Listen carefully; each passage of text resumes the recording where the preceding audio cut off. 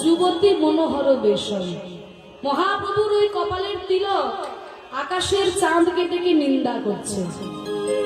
কপালের যে তিলক রয়েছে মহাপ্রভুর, আকাশের চাঁদকে ডেকে ডেকে নিন্দা করছে।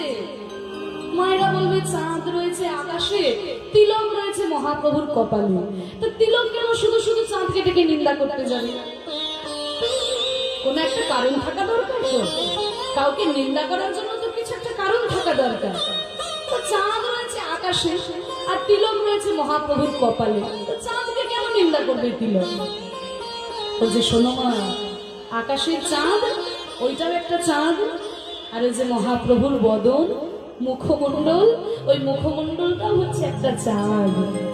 কিন্তু ওই যে আকাশের চাঁদ, আকাশের চাঁদে দাগ আছে তো মা, কালো কালো দাগ আছে না, ওই দাগের জন্য চাঁদের কলঙ্ক হয়েছে, তাই চাঁদ হলো কলঙ্কিত চাঁদ। তাহলে আকাশের চাঁদে দাগ পড়ে দাগটা হলো কলঙ্কিত, আর মহাপ্রভুর মুখটাও একটা চাঁদ, সেখানে ওই তিলকের দাগ পড়েছে, কিন্তু তিলকের দাগ পড়ে মহাপ্রভুর মুখটা হয়ে গেল অলঙ্কৃত। শোভাটা আরো বাড়িয়ে দিল।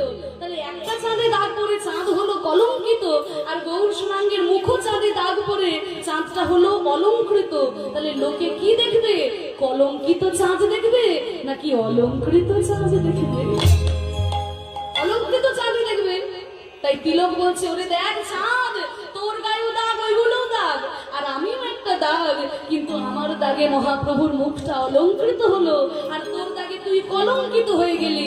তাই তিলক ডেকে নিন্দা করছে চাঁদকে, দেখে যা দেখে যা। তিলক বিনিন্দিত শশধর রূপক, আর সেই মহাপ্রভুর রূপটা কেমন? যুবতী মনোহর বেশম। আবার পাথর দিচ্ছে যে না না, শুধু যুবতী মনোহর নয়, যুবতী ভুল